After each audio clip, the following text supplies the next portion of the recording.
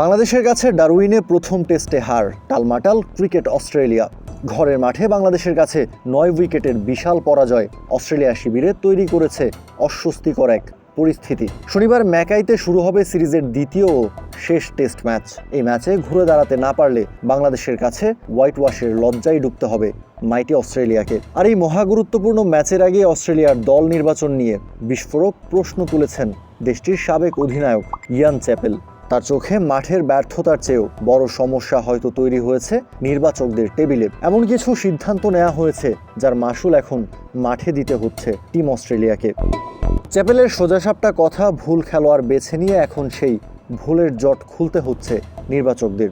শুরুতেই যদি ভুল খেলোয়াড় বেছে নেন তাহলে সমস্যায় পড়তে হয়। দল নির্বাচনের মাধ্যমে আমার কাছে মনে হয়েছে তারা বিষয়গুলো খুব ভালোভাবে বোঝেনি। এখন নির্বাচকরাই নিজেদের তৈরি করা সমস্যায় পড়েছেন। তাদের এর থেকে বের হওয়ার পথ খুঁজে বের করতে হবে।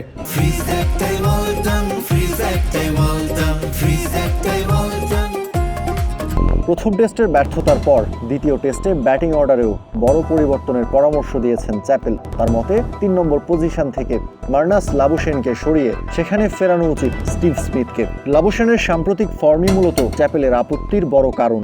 2025 সালের অ্যাশেজে সবশেষ টেস্ট সেঞ্চুরি পাওয়া এই ব্যাটার এরপর 42 ইনিংসে করেছেন মাত্র 959 রান। ব্যাটিং গড় 25.63, 50 মাত্র 2টা, সর্বোচ্চ ইনিংস 90 রানের। এমন পরিসংখ্যানের পরও তাকে গুরুত্বপূর্ণ 3 নম্বর পজিশনে রাখার সিদ্ধান্ত নিয়েই প্রশ্ন উঠছে।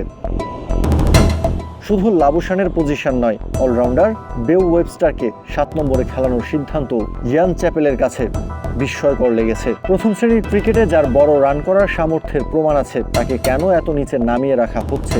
ইয়ান তুলেছেন সেই প্রশ্নটাও। সে সেঞ্চুরি করার জন্য দলে আছে, অথচ তাকে 7 নম্বরে ব্যাট করানো হয়েছে। এটা কি ধরনের সিদ্ধান্ত? এটা একেবারেই অর্থহীন।